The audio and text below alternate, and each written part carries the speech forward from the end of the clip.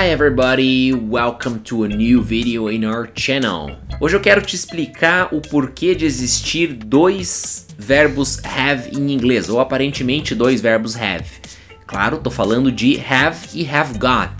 Com certeza você já deve ter visto a frase I have a car, ou algo do tipo, e a frase I have got a car. E deve ter percebido que a tradução das duas é a mesma, eu tenho um carro. Então por que existem duas formas de falar a mesma coisa, se a tradução é a mesma? Isso significa que não existem diferenças entre as duas formas? A pergunta é muito boa e a resposta é muito fácil. É claro que existem diferenças entre as duas. Apenas não existe diferença na tradução, pelo menos nesses exemplos que a gente está vendo aqui. Então vamos começar pelo começo. Onde que have e have got são iguais, são sinônimos?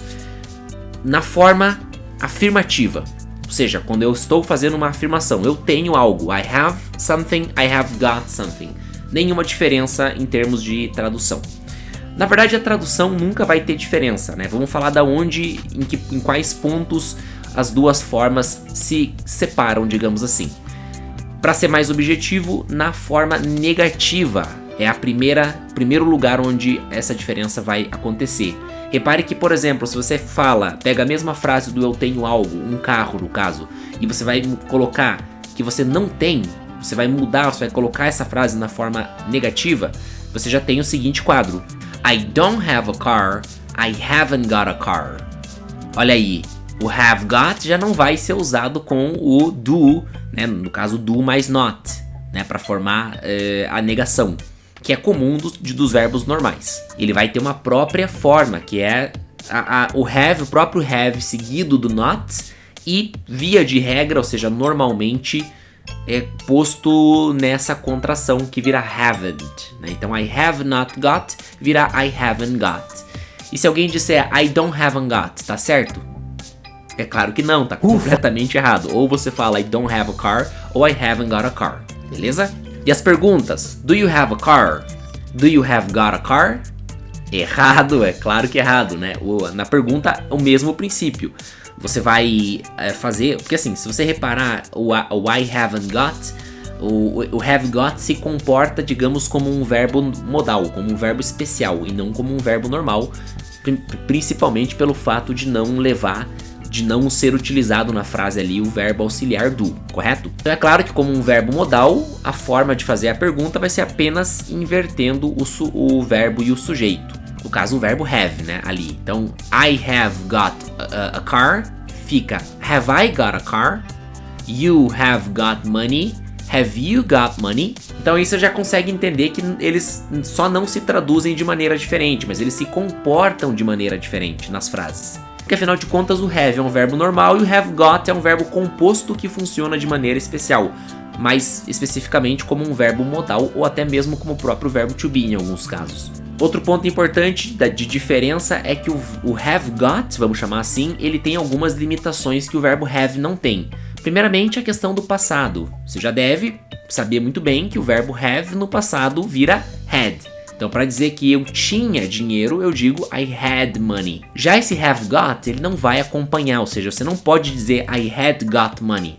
Isso está completamente errado. E essa limitação temporal não para por aí, porque você também não vai poder colocar, digamos, essa frase no futuro, né? Como você diria, I will have money, ou I will have a car, ou I'm going to have money, I'm going to have a car. Você não pode dizer I will have got money, I'm going to have got a car. Não, apenas o have vai fazer esse trabalho.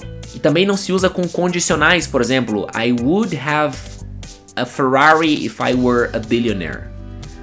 Você não pode falar I would have got a Ferrari. Não, isso não funciona, tem que ser apenas o have. Verbos modais também não vão poder ser utilizados com o have got. Você não pode falar, por exemplo, I can have got it. Não, I can have it.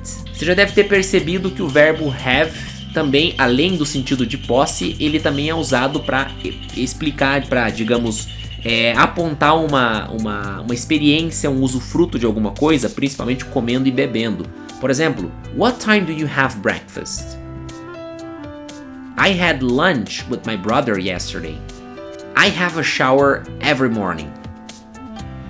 Então have é usado como, né, nesses exemplos aí. E adivinha, have got também não vai caminhar nesses domínios aí. Agora eu saquei! Agora todas as peças se encaixaram! E é isso, essa é a diferença entre os dois. Pode usar e abusar do have got, não tem nenhum problema. Os britânicos usam mais o have got, pelo menos segundo a literatura. Mas o fato é que são duas opções para você falar, para você indicar a posse, né, de alguma coisa por alguém. Ou de alguém por alguma coisa, se for o caso. Então não tem nada de errado, né? Mas tem que estar ciente dessas diferenças na hora de formar a negativa, na hora de formar a interrogativa e na hora de utilizar o verbo have em outros, entre aspas, tempos verbais. Bom, e é isso. Espero que tenha ajudado. Se esse vídeo ajudou você, curta e compartilhe com um amigo que está estudando inglês e que vai gostar desse tema. De repente não sabia, né, essa diferença. Com certeza vai ser um bom presente aí de final de semana para ele. Um grande abraço and see you in the next video. Bye bye.